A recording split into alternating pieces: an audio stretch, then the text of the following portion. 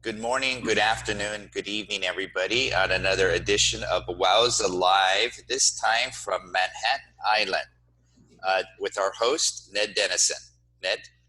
Hello, everyone. I'm an epic marathon swimmer and the chairperson of the International Marathon Swimming Hall of Fame. I'm going to be your interview host tonight, this afternoon or this morning, wherever you are. I've got two guests today. I'm going to do the introductions, which I normally have them do because we don't have enough time for them to introduce themselves.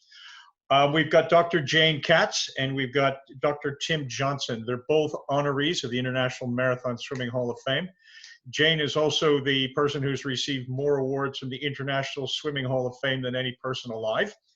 And I'm going to pitch in immediately with a kind of a statement and a question. In 1975, honoree Diana Nyad swam around Manhattan Island. She shattered the course record, which had been in place for about 30 years. It was the 15th recorded swim around the island, and she was the 13th recorded swimmer. Then, with the involvement of these two people and others, the entire situation changed and the swim around Manhattan Island became a popular, almost a mass participation event. So folks, what happened? Well, Jerry Gallagher had done a practice swim around Manhattan Island and it made the local papers where I lived on Long Island. And I had met Dury through Master Swimming, and I called him up and says, Dury, you should have told me you were going to swim. I would have come and, watched you. And he said, come down next Tuesday. And that was like, holy mackerel. I had the opportunity to watch Dave Horning swim against he was the captain of Berkeley, and he swam against the captain of Harvard. And they swam neck and neck, looking at each other when they breathed, all the way up the Harlem River, turned into the Hudson River and started swimming south. And then finally, I think, unfortunately, the name of the fellow from Boston slips my mind, which is a shame, had too much of the gasoline on the Harlem River, and he had to get out. And Dave continued. And that's when I conceived of the idea of, this is some fabulous swim, and I think we could do it better, because they had a roadmap getting around Manhattan, and I'm going, I think there are better charts available. So Tim, one of your contributions was doing the computer modeling for the tidal effects of Manhattan. What was the state of computing at the time? I don't think you were using an abacus, but you certainly weren't using a high-powered computer. No, I was using a Hewlett-Packard 80, I think it was the model number, HP, and it was the state of the art at that time. But and I wrote everything in BASIC, and I set it running one day. With my loops and calculations in there, and I came in the next morning and there was paper all over the floor, and I gathered it all up, and in my book I summarized all that stuff with a chart that showed a family of curves based on when you start your swim, the tide's going to happen. It's just your ability to swim through that makes any kind of difference whatsoever. But the biggest contributing aspect of that swim was the tide. And so the course around the island is 28.5 miles. The swimmers are doing it in 6 to 10 hours. So the tide is a very significant factor. And it only gets better for those that are slower, because the slowest person could not possibly come in on that distance of a swim 2 hours later. And they do, because the tide picks up and it pushes them harder than the people in the front. The longer you're riding on the train, the more distance you'll cover. Yeah, they did. It was unbelievable. That's right.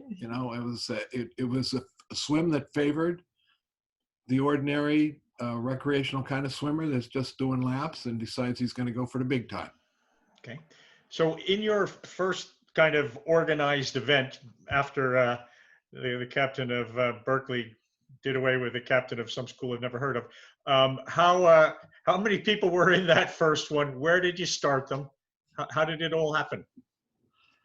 Well, that started on the Upper East Side, and it was at 96th Street, because that was the traditional spot to start. And Asphalt Green, where Jane swims, had a launch, like a little launch out there that you could tie your boat up to. So that's where we started to swim. You'd dive off that and then swim around the island and come back to that. There was some excitement the first time because the police hadn't been notified. We were getting our feet wet. We didn't realize people could take offense. Well, may I just mention that many people who were not swimmers at an elite level, or certainly a swimmer for perhaps most of their lives, would find me, whether it was at the Parks Department, City of New York, whether it was 23rd Street pools and 42nd and 10th. Julie Ridge had, trained there. There were other people that were learning to swim properly for a long time, which they had never done. 25 meters was great, and if you got to a 50-meter pool, that was golden.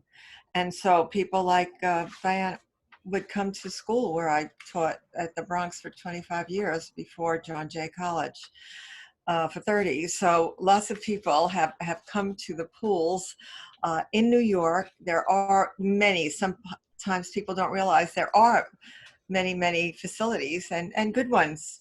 They are mainly educational facilities, whether it be Fordham or whether it be CUNY. There's 25 pools available, and they're all very, very good, etc. So it's a misnomer sometimes when people think of one place as, one and then another. And I have known people from the Women's Sports Foundation, as got more women involved, as it is now, but it wasn't that way.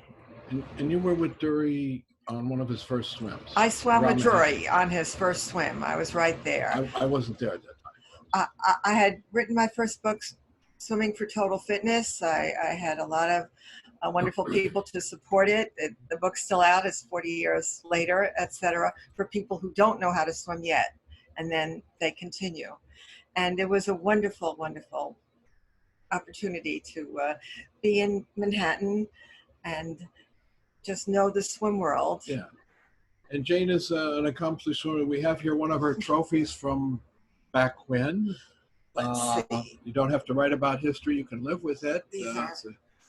This is the National Outdoor AAU Junior Long Distance Championship 1960. And it starts here, and then we can lift it up because they didn't just give out medals, they gave out furniture. And back then, Jane, long distance was what? It was a 3-mile swim. This was a 3-mile swim. And I was 17 at the time. Fantastic. Yes. Tell us about the evolution of Manhattan. You started it on the Upper East Side. Certainly when I swam it, it was on down by the Battery somewhere was the start. I don't know where they started today. Did the starting position change over time for reasons? Yes, it did change over time for reasons. We would run the swim and going up the Harlem River, and it was a very tight group. It was very, just the Harlem River was just starting out to change its current flow. So there was not that big push. So faster swimmers got maybe 2 miles ahead. But by the time they got to the end of the Harlem River and things had started picking up, they would dump off into the Hudson River, and everybody would start catching up with them. because the Hudson hadn't quite started its flow. And then by the time they got to the George Washington Bridge, it started picking up. And by the time they got down to the lower Manhattan, the current was pushing them very, very fast, but it hadn't picked up for the back of the pack. So the pack spread out. It could be as many as 5 miles long. And we would go around the Battery, and every crossing for the swimmers at the Staten Island Ferry Terminal was an issue, because we had to time it so that the ferry could get in without putting the brakes on, because they don't have any brakes, and not lose a swimmer. So it became a very challenging thing. And finally, myself and Benson Huggard experimented with the start where one of the early swims had been done, and we discovered that we do as a group, one crossing of the Staten Island Ferry, negotiate that, everybody goes by, the ferry's happy, we're happy, and then we finish up just shy of crossing it again. And it eliminated a big, big problem. So it wasn't so much to get the most advantageous tide, it was to avoid the collision, to avoid the conflict with the ferry, which really drove the starting position. They could pull the plug on the swim. And how many city, state, federal, and intergalactical agencies were involved eventually in getting approvals for these swims? The one that counted was the one with the Coast Guard. If the Coast Guard gave you the permit and you satisfied all their questions, everybody else had to fall in line. Okay. And they would come along, and the city police would lead the parade. And it's considered a Marine parade. They consider it a Marine parade. So they would take the lead. And we would make sure they were supplied with a can of beer, make them happy, and they would go off. And they didn't bother us. They were there for emergencies. And, the safety factors started coming along as the swim grew older and longer. And we learned, you only learn by doing it, the lessons. There's much larger swims. It turned out we kind of topped out at around 50 swimmers because we couldn't handle the radio communications and maintain control of the swim. It just became an annoyance. So for the viewers who are not familiar, a couple of things. When you're talking about 50 swimmers, each swimmer in the water had usually a dedicated kayak, and each swimmer in the water had a safety boat. So we're talking about a tremendous number of volunteers and a tremendous number of watercraft to do a swim of that size. The VHFs on the Hudson River would get out of contact. You can't talk to the guy in the back and the front. So we had the ham radio operators, and they had a longer reach, and they were a very valuable addition to the swim in the early stages because of that. They're great guys. They did a lot of volunteer events, and they loved working with us. Okay, let's come off the swim for a moment. You're also a well-known historian in the sport. You have the book in at least two editions, which I'm familiar with. One of the questions I posed for you ahead of time was, who was your most interesting character from all of the history that you researched? Well, one of the fellas that really appealed to me was Steve Brody. And as part of my homework, which I didn't do, I was supposed to read what I wrote. You could probably make it up and get away with it. It was all about bridge jumping. Bridge jumping, as you realize, you don't think of it as a sport, but sailors had a long time been jumping off the mast of their ships. When you're in calm at sea, at anchor and stuff like that, they have nothing to do, so they dive. Not just dive from the side of the ship. They go up on the yards and jump from there. So there was quite something. And then when they opened the Brooklyn Bridge in 1883, it cost 3 cents to use the bridge. It's free now. They could have waited. And there was a swimming instructor named Robert Oda.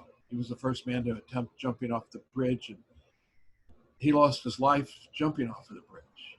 You know, there was a skill to bridge jumping. And Captain Paul Boynton was rumored to have been involved in that attempt. Paul Boynton was the swimmer that predated Webb, and he did an exhibition swim across the channel to prove that it could be done. And he was quite an illustrious swim person through history, and he went through Europe getting awards, went to South America. He'd swim in rivers and gather accolades, and then he came to the United States. When he swam down the Hudson River, he was the first one to think of that. There were ice chunks in the river because it was early, but he had on a swim flotation suit, and it didn't bother him that much. And when he came into the New York area, people were on rooftops standing there to see him come in. And you just go, well, that doesn't happen anymore.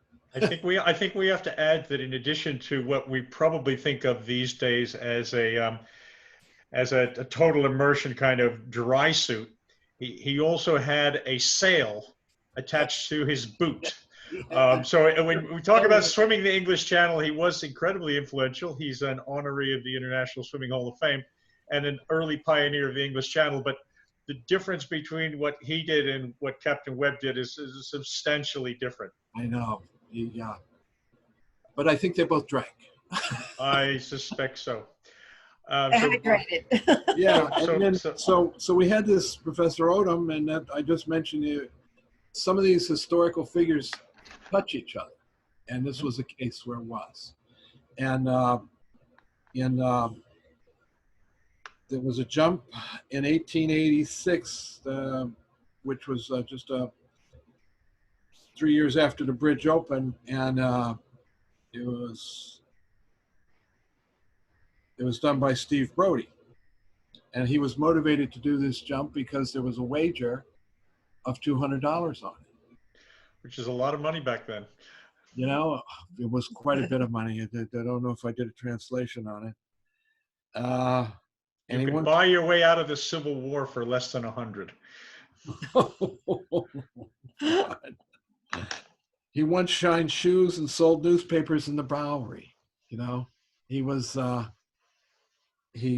appointed a lieutenant in the famous life-saving corps organized on the East River waterfront, because people would just, the piers that we don't dare go near when we're swimming around Manhattan, they would jump off and swim in the still waters between the piers.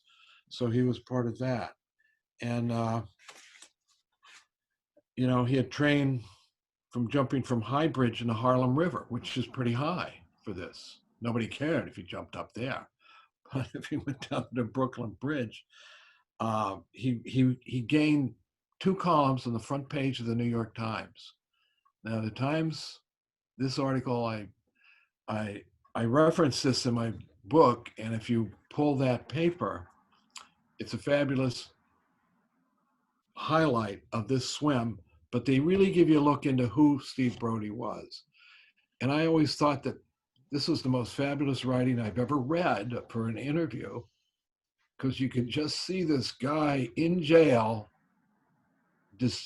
distraught, worried, and everything else. And he turned that around, when he got released. I don't know how long he had to stay.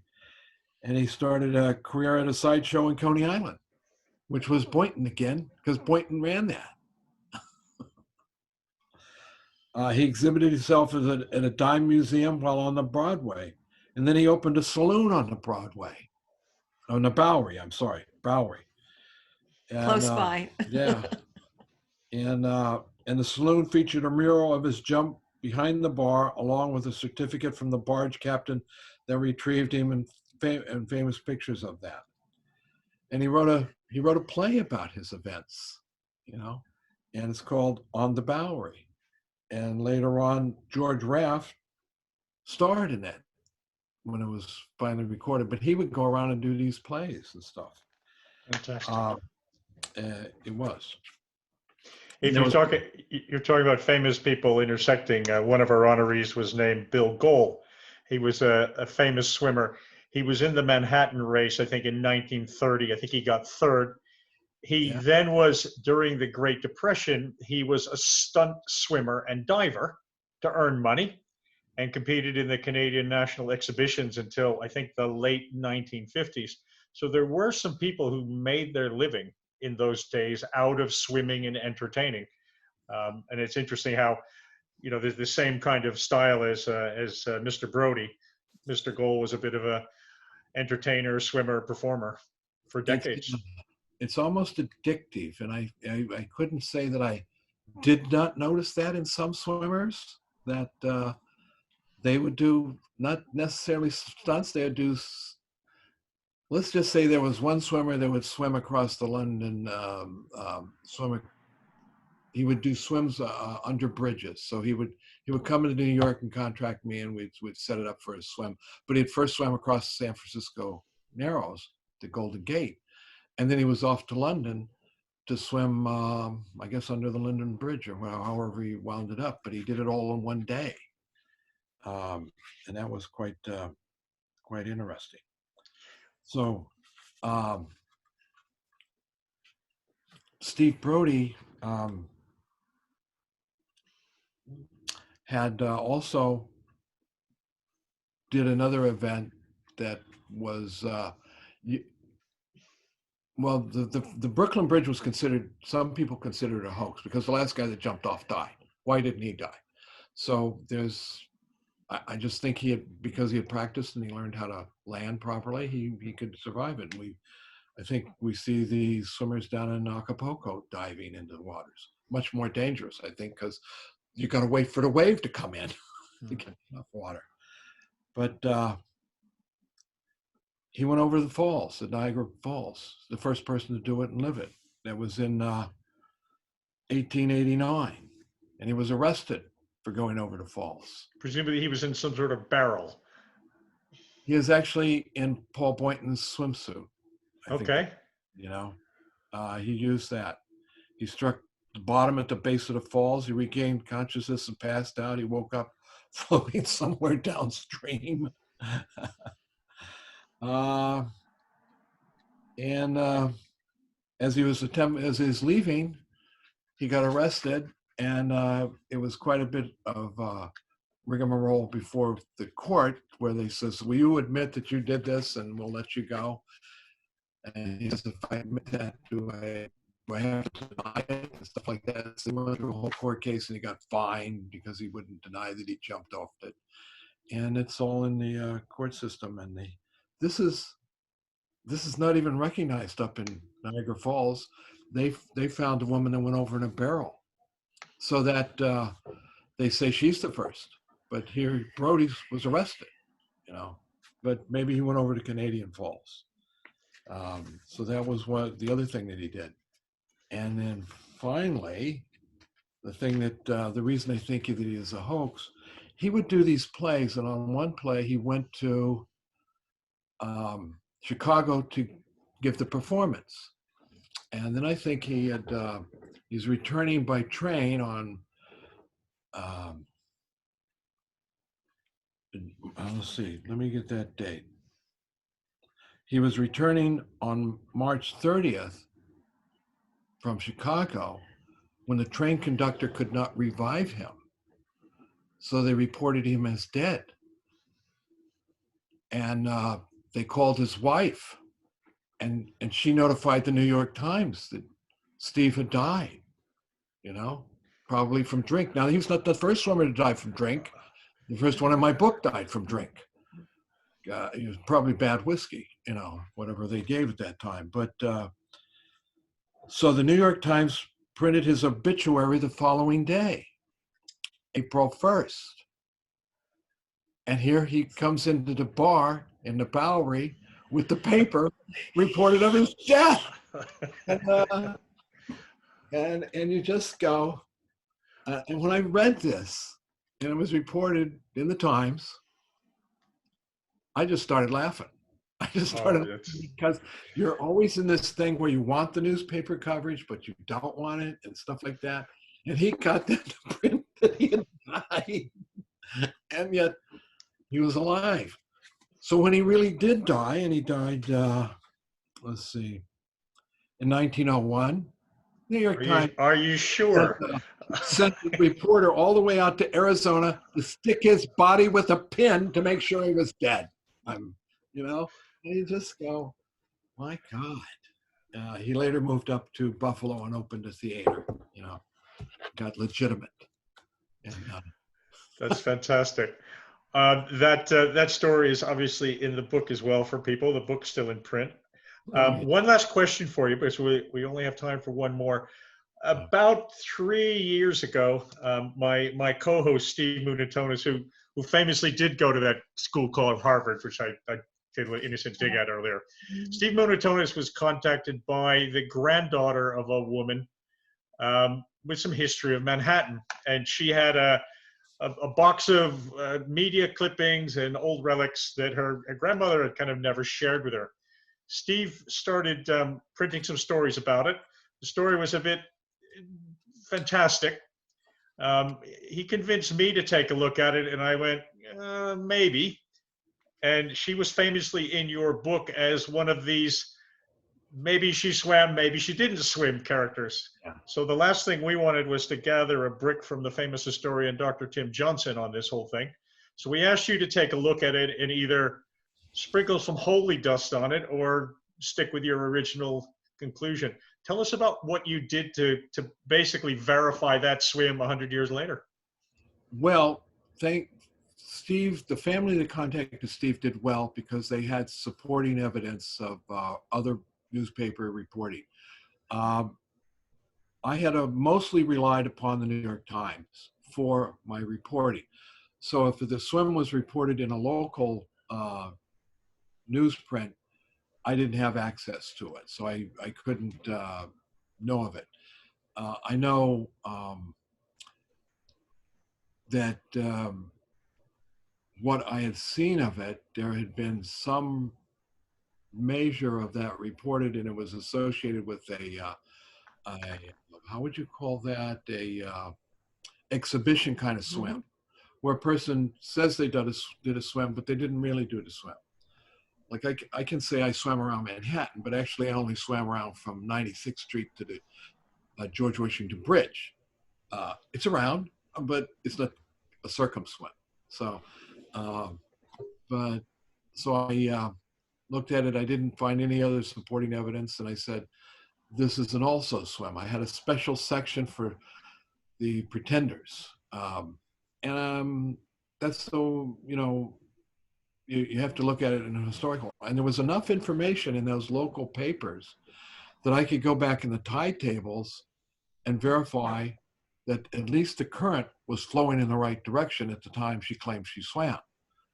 I couldn't verify the time or anything like that, but that was done by the local newspaper. So at that point, yeah, she did it. I don't know how or so, but I know she did it by using her arms and legs, right? She swam with her arms and legs. But the nice thing about the Manhattan swim is you can go very slow and still finish because the tide cooperates. And you can also rest. There was one swim I was on where the swimmer, quote unquote, cheated. He grabbed a hold of the boat, the back of the boat as it was floating down the river, and had a sandwich, and he broke a minute for the 100 yards in Hudson. And I'm just going, I wish I could say I could broke 100, but a minute for 100. But there was stuff like that, and she did it, and I got to credit her to that, and I'm glad the family came forward. And even in the start of the history of swimming, I say this is not a complete compendium, and there could be other things that are needed addressing. The woman's name is Ida Elowinski. The proud granddaughter was Joanna, who provided the information, and Ida was inducted into the International Marathon Swimming Hall of Fame last year. She was the second person to go around Manhattan and the first woman. And if I remember right, she beat the man's time. Yes, just to foretell Gertrude Ederle's attempt to Right. cross the channel. Right. You know. Which So- I had met Gertrude over the years, even when she was, finished with her big swims, and growing up in the Lower East Side that you've mentioned many wonderful places is where she had her ticker tape when she did so. The first ticker tape parade ever in the history of New York City, and you can still see this on YouTube. Anybody who doesn't watch this once a year is not interested in the sport. It will make the hair on the back of your neck stand up. I'd like to thank you too. We've kind of reached the end of our time. Thank you for bringing the history to life. And maybe, Jane, when we have a little more time, we can talk about the time you met Tarzan down in Florida. But that's for another time now. Thanks very much. Jane. Take care. Bye. Bye.